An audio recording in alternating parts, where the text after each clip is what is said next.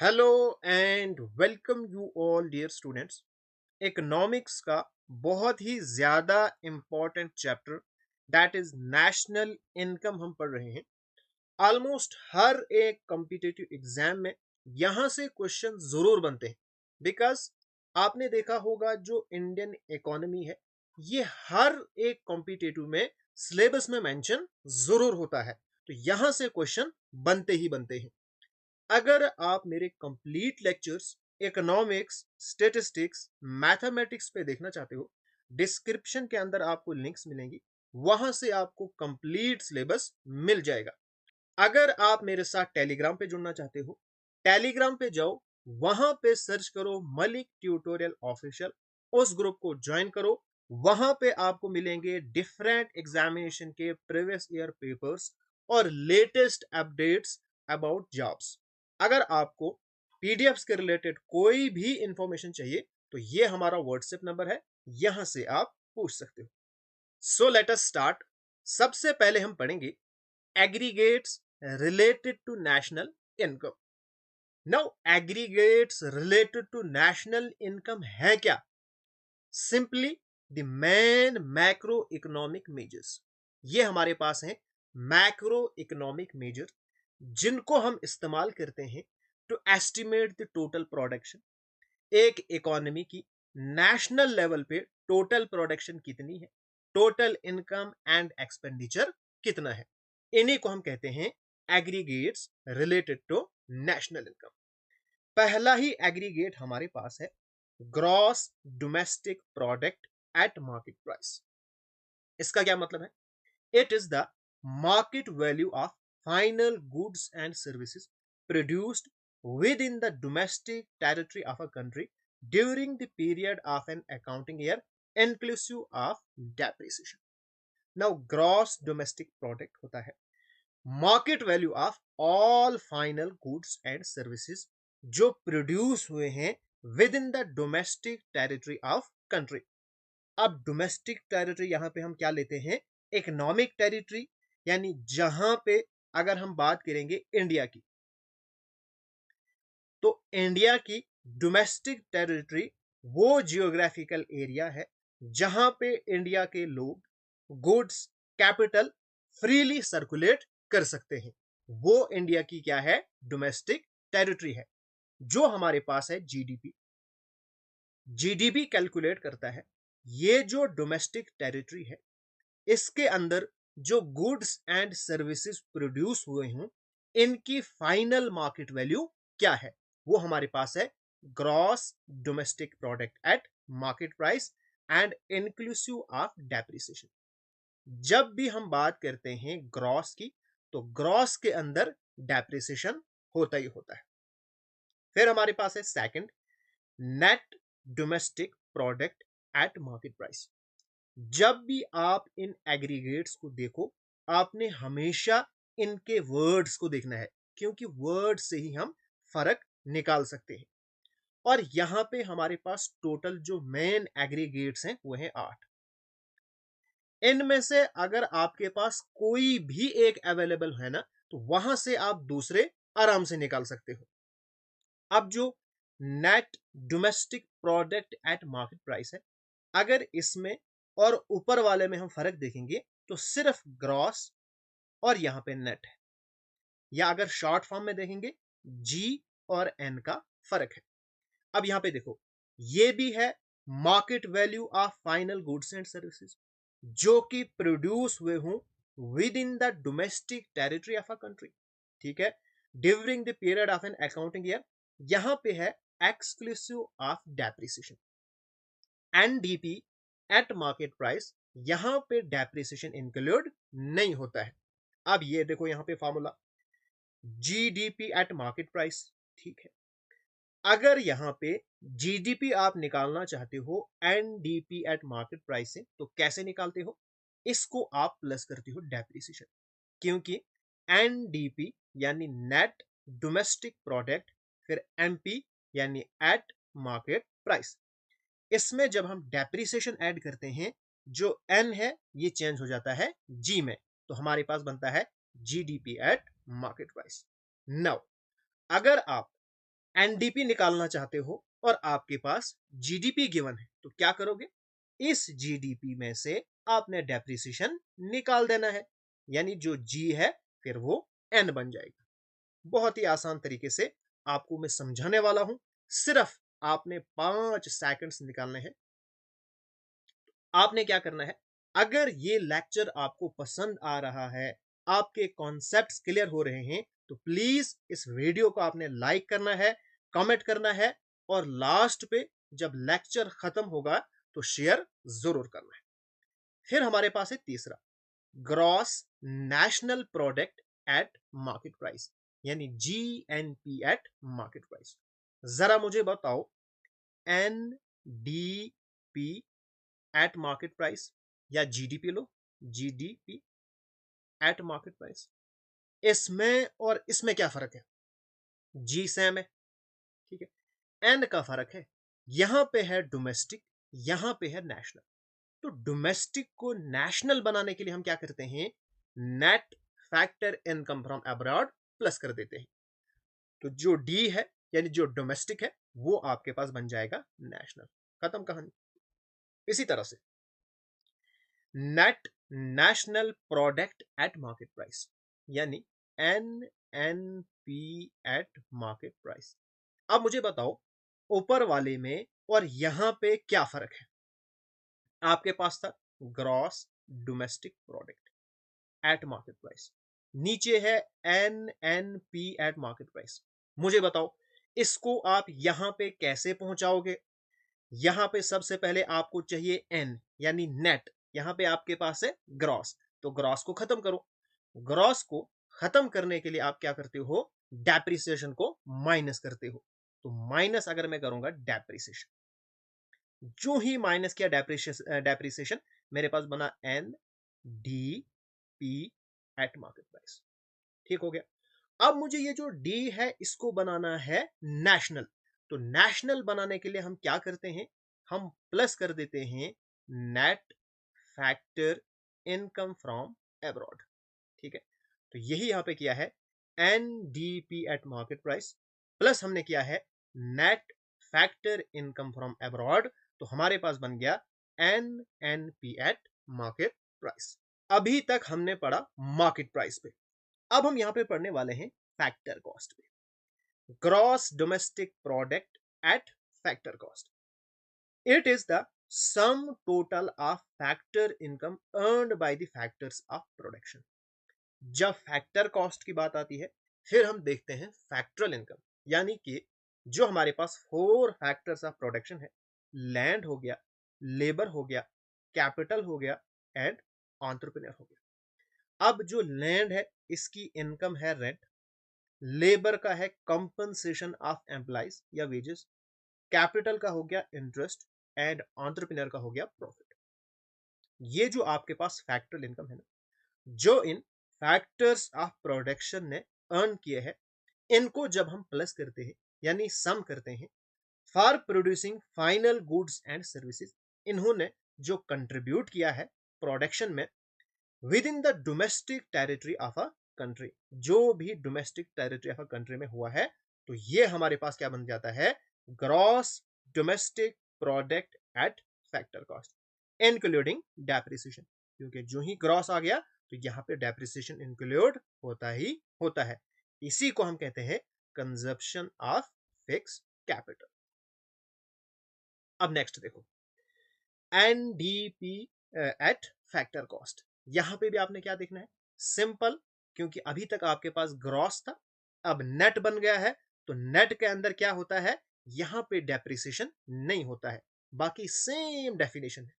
ये भी है sum total of factor incomes earned by the factors of production for producing final goods and services with in the domestic territory of a country during an accounting year. ठीक हो गया। अब देखो, NDP at factor cost, यहां पे आपके पास आएगा compensation of employees, फिर हो गया रेंट, इंटरेस्ट एंड प्रॉफिट। अब अगर हम जो हमने फिफ्थ एंड सिक्स पढ़ा, यानी GDP, GDP at factor cost और एनडीपी एट फैक्टर कॉस्ट, ये हमने पढ़ा, इनको हम रिलेट करेंगे। अब इन दोनों में क्या फर्क है डेप्रिसिएशन का? तो जीडीपी एट फैक्टर कॉस्ट और एनडीपी एट फैक्टर कॉस्ट, इसको अगर हम प्लस करेंगे हमारे पास जीडीपी आ जाएगा। इसी तरह से एनडीपी हमारे पास तब आएगा जब जीडीपी में से डेप्रिसिएशन निकाल देंगे, हमारे पास क्या बनेगा? NDP at factor cost. फिर हमारे पास आ गया नेशनल का concept, gross national product eight factor cost. तो यहां पे आपने क्या करना है? नेशनल बनाना है। जो डोमेस्टिक है नेशनल बनाओ, क्या करो? Net factor income from abroad, यानी NFIA, इसको जब हम प्लस करेंगे तो डोमेस्टिक नेशनल बन जाएगा। फिर हमारे पास है असली aggregate, that is NNP eight factor cost. इसी को हम कहते हैं नेशनल इनकम। अगर आपके पास कोई भी क्वेश्चन आए, वहां पे आपसे ये पूछा जाए फाइंड द नेशनल इनकम, तो आपको कौन सा एग्रीगेट फाइंड करना है? आपको फाइंड करना है NNP एट फैक्टर कॉस्ट। ठीक हो गया। अगर आप एनडीपी एट फैक्टर कॉस्ट से इसको निकालना चाहते हो, तो डोमेस्टिक को नेशनल बनाना है, तो net factor income from abroad plus करना है। अगर फॉर एग्जांपल इसी को हम जीडीपी से निकालेंगे, जीडीपी एट फैक्टर कॉस्ट, मुझे क्या करना है? मुझे एन बनाना है, यानी जी को एन में कन्वर्ट करना है और डी को भी एन में कन्वर्ट करना है। कैसे करूंगा? सबसे पहले मैं ग्रॉस को कन्वर्ट करता हूं नेट में, तो डेप्रिसिएशन माइनस करूंगा, कर दिया। अब मुझे डी को कन्वर्ट करना है नेशनल में, तो प्लस करूंगा फिर net factor income from abroad. तो ये मेरे पास बनेगा NNP एट फैक्टर कॉस्ट। मैंने आपको ऑलरेडी बोला ना, आपके पास कोई भी एग्रीगेट गिवन होगा, वहां से आप दूसरा एग्रीगेट आराम से निकाल सकते हो। अब देखो, एनडीपी एट फैक्टर कॉस्ट, अगर इसको हम एलाबोरेट करके लिखेंगे, ये होता है compensation of employees plus rent interest profit. ठीक है, तो यहां पे NNP एट फैक्टर कॉस्ट क्या बनेगा? ये सारी चीजें ऐड तो होंगी, प्लस हो जाएगा net factor income from abroad. तो ये हमारे पास थे 8 रिलेटेड एग्रीगेट्स। अब कुछ अदर एग्रीगेट्स हैं, उनके बारे में भी हम पढ़ेंगे। सबसे पहले है प्राइवेट इनकम। अब प्राइवेट इनकम क्या होती है? It is the total income earned by the private sector. Simple, जैसा नाम वैसा काम। प्राइवेट इनकम वो इनकम है जिसको अर्न किया है प्राइवेट सेक्टर ने। इसमें दोनों चीजें इंक्लूड होती हैं, फैक्टर इनकम भी और ट्रांसफर इनकम भी। अब जो ट्रांसफर इनकम है ना, इसको हम नेशनल इनकम जब हम कैलकुलेट करते हैं तब इंक्लूड नहीं करते हैं। बहुत ही इंपॉर्टेंट है, ये एग्जामिनेशन में पूछा जाता है। एग्जामिनेशन में कभी कभार ये पूछा जाता है कि जो ट्रांसफर इनकम है ये किसके अंदर हम इंक्लूड करते हैं? तो प्राइवेट इनकम के अंदर इंक्लूड करते हैं, पर्सनल इनकम के अंदर इंक्लूड करते हैं, हाँ, नेशनल इनकम के अंदर इंक्लूड नहीं करते हैं। प्राइवेट इनकम में फैक्टर इनकम भी आएगी और ट्रांसफर इनकम भी आएगी। Private income is equal to income from domestic product accruing to private sector, फिर यहां पे हम प्लस करते हैं net factor income from abroad, यानी domestic plus net factor income from abroad plus all type of transfer income. जितनी भी transfer incomes है in the form of scholarship है, ओल्ड एज पेंशन है, जितनी भी हमारे पास ट्रांसफर इनकम्स है वो सारे यहाँ पे प्लस होती हैं, गिफ्ट वगैरह जो भी है। अगर आप नेशनल इनकम से प्राइवेट इनकम निकालना चाहते हो, या आपके पास क्वेश्चन ही ऐसा है जहां पे नेशनल इनकम का डेटा है, तो कैसे करोगे? सबसे पहले आपने देखना है, यार नेशनल इनकम के अंदर ट्रांसफर इनकम तो नहीं होती है, यानी स्कॉलरशिप, ओल्ड एज पेंशन, ये सब इंक्लूड नहीं होता है, तो हम प्लस कर देंगे क्योंकि प्राइवेट इनकम में तो होता है। ठीक है, फिर हम माइनस क्या करेंगे? Income from domestic product accruing to government sector, यानी जो गवर्नमेंट सेक्टर कमाता है उसको हम माइनस करेंगे, तो हमारे पास क्या बचेगा? Private income. फिर हमारे पास personal income. Personal income is the income actually received by individual. अब पर्सनल इनकम हो गई हाउस होल्ड की इनकम या एक इंडिविजुअल की income through production are received without doing any work. या तो वो काम करेगा या तो बिना काम के, यानी फैक्टरल इनकम प्लस ट्रांसफर इनकम। अब देखो, आपके पास पर्सनल इनकम क्या आएगी? प्राइवेट इनकम से अगर आप निकालना चाहते हो तो माइनस आप करोगे कॉर्पोरेट टैक्स, यानी जो कंपनी टैक्स है माइनस कर दो, माइनस अनडिस्ट्रीब्यूटेड प्रॉफिट। और जो प्राइवेट इनकम के अंदर अनडिस्ट्रीब्यूटेड प्रॉफिट होता है उसको आप माइनस करोगे। ये कौन सा प्रॉफिट होता है?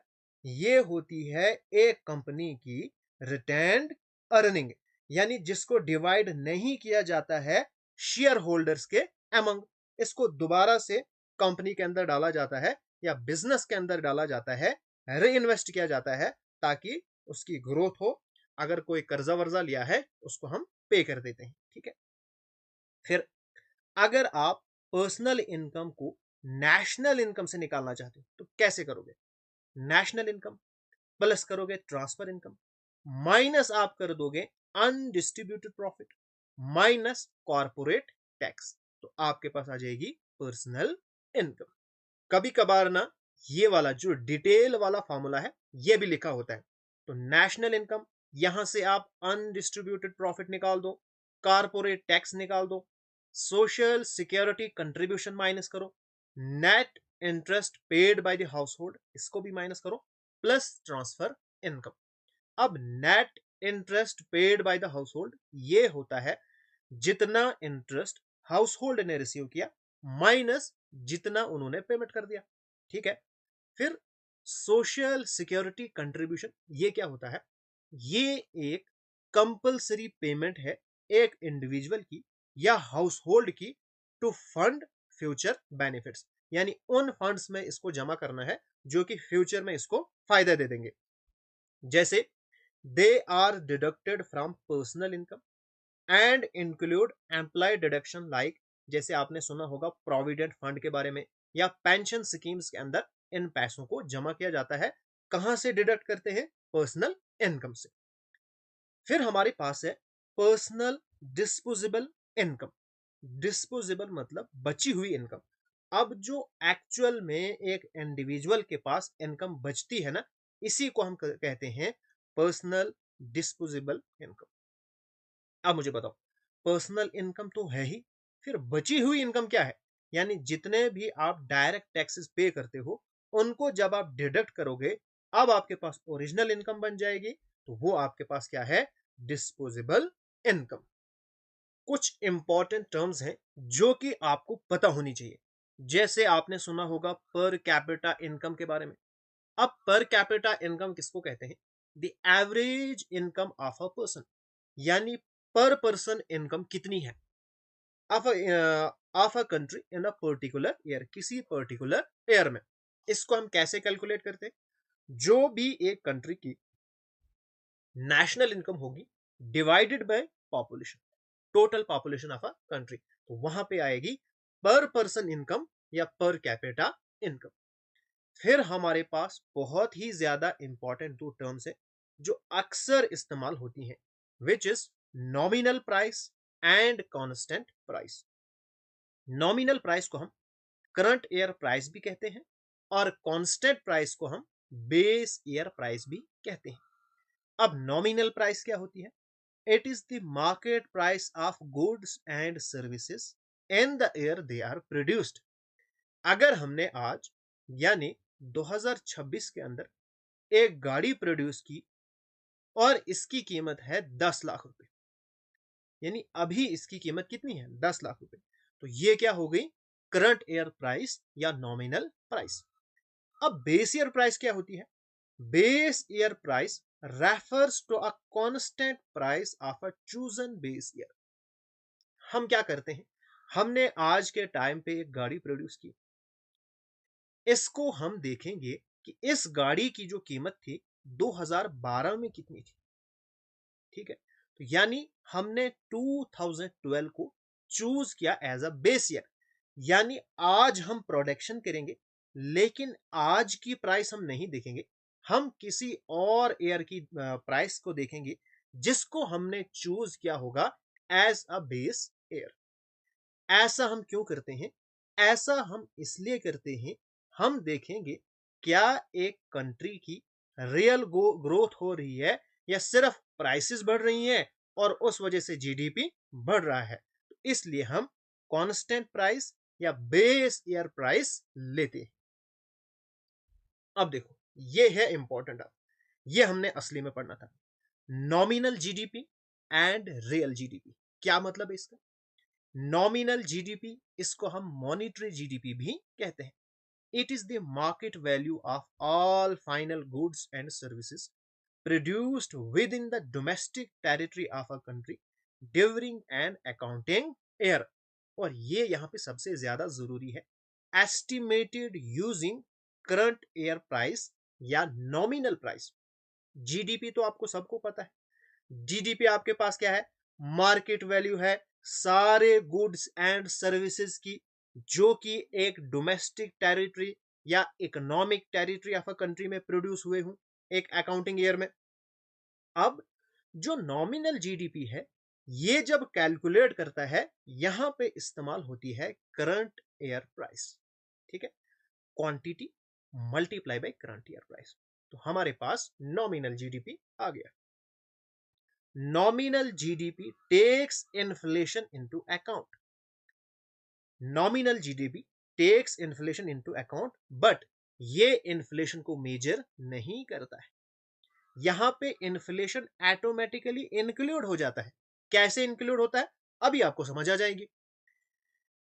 It just reflects the value of goods and services at the price, यानी करंट ईयर प्राइस पे जो गुड्स एंड सर्विसेज है उनकी क्या वैल्यू है, ये हमें बताता है।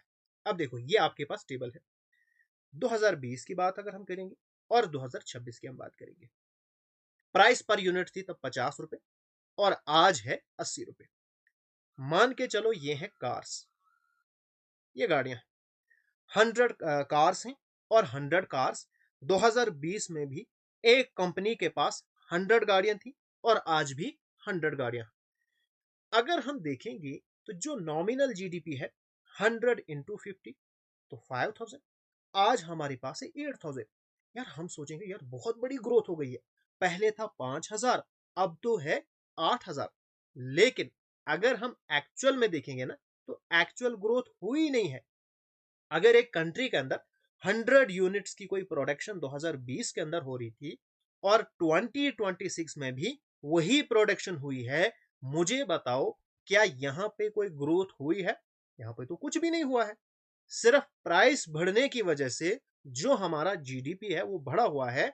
यानी यहां पे सिर्फ प्राइस की वजह से, यानी इन्फ्लेशन की वजह से हमें ग्रोथ दिख रही है। इसीलिए तो इसको हम मॉनिटरी जीडीपी भी कहते हैं। If price rises due to inflation, nominal GDP automatically becomes higher. यानी हमें दिख रही है कि ग्रोथ हो रही है, हालांकि वो प्राइसेस की वजह से जीडीपी बढ़ा हुआ है। रियल जीडीपी या GDP at constant prices, real GDP में भी सेम है जो जीडीपी की डेफिनेशन है। सिर्फ यहां पे हम क्या करते हैं, जीडीपी को एस्टिमेट करते हैं, यानी जीडीपी हम एस्टिमेट करते हैं यूजिंग बेस ईयर प्राइस। जैसे यहां पे मैंने कैलकुलेट किया है, real GDP is equal to Q multiply by P star, जहां पे क्यू है quantity of final goods and services produced in an accounting year, यानी करंट ईयर में कितनी प्रोडक्शन हुई है, मल्टीप्लाई हम करते हैं, करंट ईयर प्राइस को नहीं लेते हैं बल्कि हम लेते हैं बेस ईयर प्राइस। अब वाई रियल जीडीपी, इसको हम रियल जीडीपी कहते क्यों हैं? हो सकता है पिछले साल 8% जीडीपी हो, इस बार 15% हो, लेकिन ये जो 15% जीडीपी हुआ है, ये सिर्फ हुआ है प्राइस इंक्रीज करने की वजह से।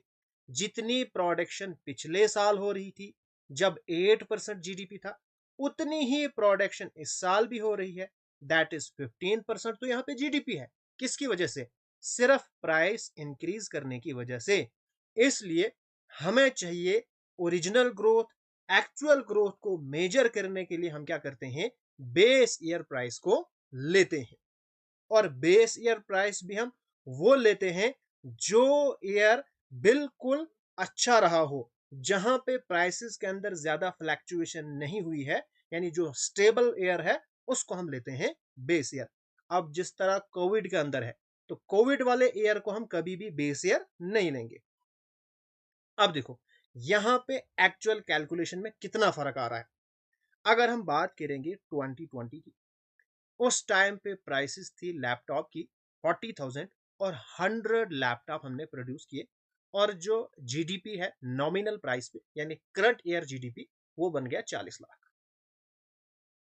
फिर हमने क्या किया, 2026 का कैलकुलेट किया, प्राइसेस हो गई 50,000, 120 लैपटॉप हमने बनाए, और यहां पे भी जो करंट ईयर जीडीपी है वो हो गया 60 लाख। यानी कितना हमने बढ़ाया, यानी 20 लाख ज्यादा हो गया। बड़े खुश हो गए। लेकिन अगर हम एक्चुअल में देखेंगे ना, देखो रियल जीडीपी क्या करता है। रियल जीडीपी ने हमने उठाए 120 लैपटॉप, ठीक है, मल्टीप्लाई हमने किया जो बेस ईयर प्राइस हमने ली, यानी ईयर 2020 को हमने बेस ईयर माना, हमने इसको मल्टीप्लाई किया, तो यहां पे होगी 48 लाख, यानी एडिशन सिर्फ 8 लाख का हुआ है। यहां पे जितना हमें दिख रहा था कि यार 20 लाख की ग्रोथ हो गई, यहां पे ग्रोथ एक्चुअल में ज्यादा प्राइस की हुई थी। बड़े तो बेचारे सिर्फ 20 लैपटॉप थे, पहले 100 लैपटॉप प्रोड्यूस हो रहे थे, अब 120 लैपटॉप्स बन रहे हैं, यानी सिर्फ 20 लैपटॉप बन रहे हैं। लेकिन यहां पे हमें दिख रहा था प्रोडक्शन कि यहां पे 20 लाख इंक्रीज हुआ है, लेकिन जब हमने रियल जीडीपी कैलकुलेट किया तो सिर्फ 48 लाख की प्रोडक्शन हुई थी, यानी सिर्फ 8 लाख इंक्रीज हुआ था। अब ये कुछ इंपॉर्टेंट पॉइंट्स हैं जो आपको याद रखना है। इंडिया के अंदर पहले जब हम जीडीपी कैलकुलेट करते थे, हम बेस ईयर लेते थे 11-12 को, लेकिन इसी साल से अब ये हो गया है चेंज, ये आपको याद रखना है।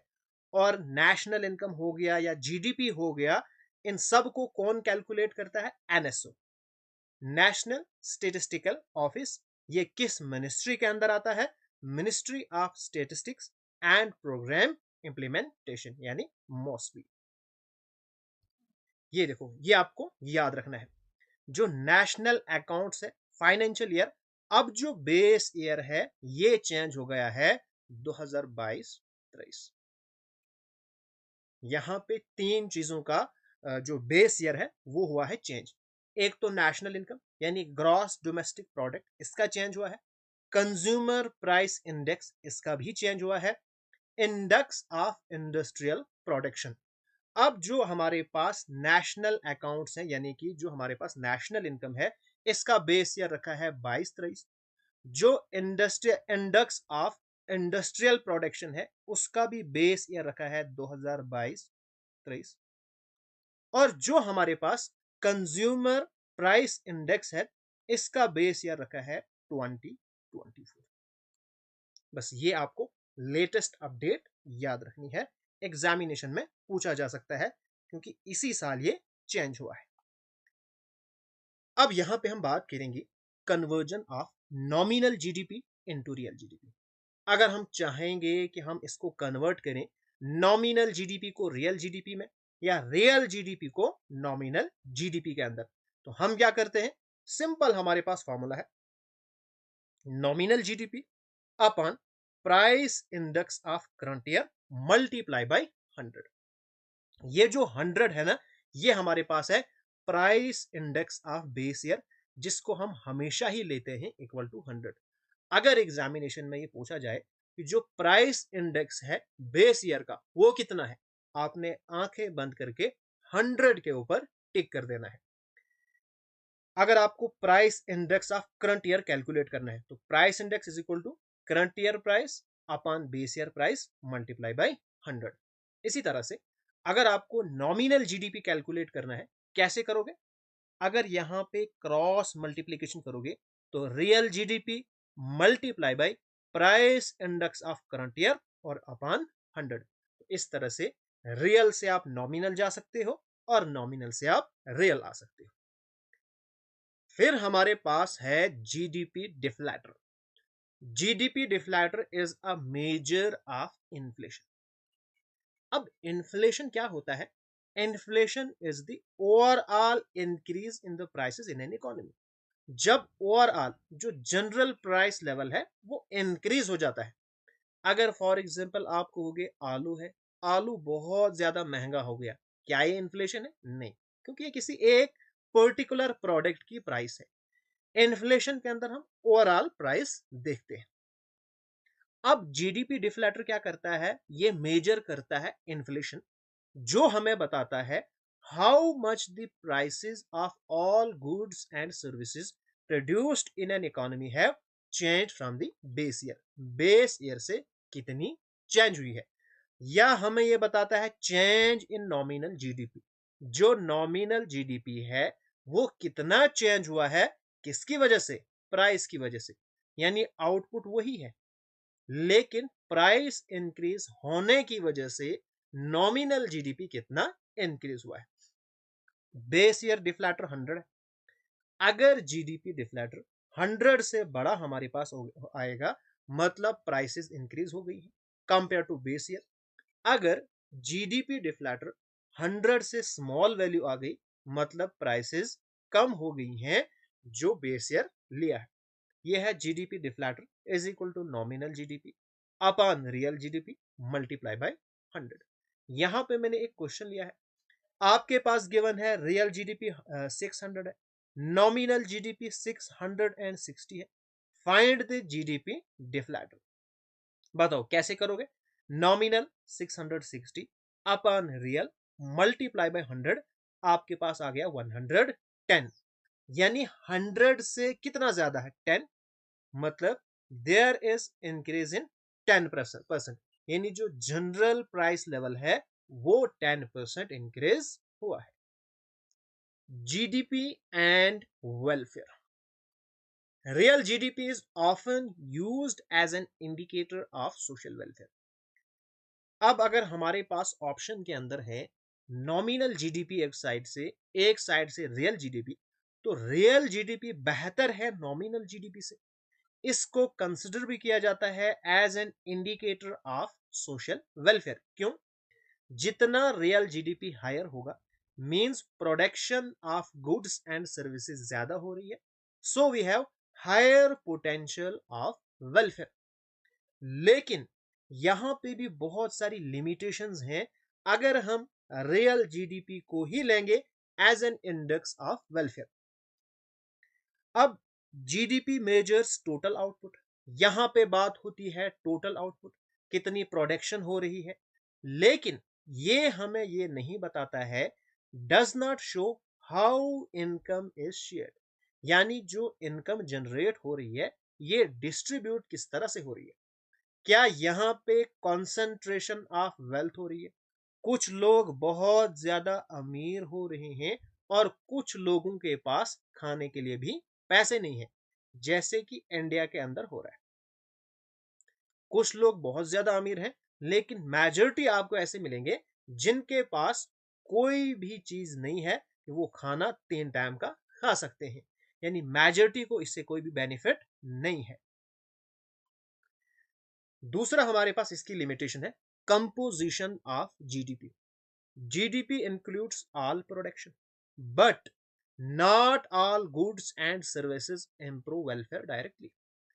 अब जीडीपी के अंदर जितनी भी production of goods and services है इसको हम लेते हैं, लेकिन सारे goods and services directly welfare improve नहीं करते हैं। जैसे इंडिया का जो जीडीपी है वो बहुत ज्यादा, रियल जीडीपी बहुत ज्यादा इंक्रीज हुआ, लेकिन जो प्रोडक्शन हो रही थी ना वो हो रही थी डिफेंस की। यानी हम टैंक्स बना रहे थे, हम गोलियां गन्स वगैरह बना रहे थे, उस वजह से प्रोडक्शन इंक्रीज हो गई और उस प्रोडक्शन की वजह से रियल जीडीपी इंक्रीज हो गया। अब मुझे बताओ क्या ये डायरेक्टली इंपैक्ट करेगा? नहीं करेगा। यानी रियल जीडीपी भी बढ़ गया लेकिन वेलफेयर नहीं बढ़ा। Non monetary exchanges. जीडीपी में हम सिर्फ मार्केट ट्रांजैक्शंस को इंक्लूड करते हैं, यानी जहां पे मनी एक्सचेंज होता है। लेकिन अभी भी अगर आप देखोगे, इंडिया के अंदर देखोगे, जो रूरल एरियाज हैं वहां पे अभी भी बार्टर सिस्टम बहुत चलता है। गुड्स को गुड्स के लिए एक्सचेंज किया जाता है, जीडीपी में उसकी कोई कैलकुलेशन नहीं होती है। फिर है externalities. Economic activities can have positive और नेगेटिव साइड इफेक्ट जो कि जीडीपी इग्नोर करता है। अब जैसे मैं बताऊंगा पॉजिटिव इफेक्ट क्या है।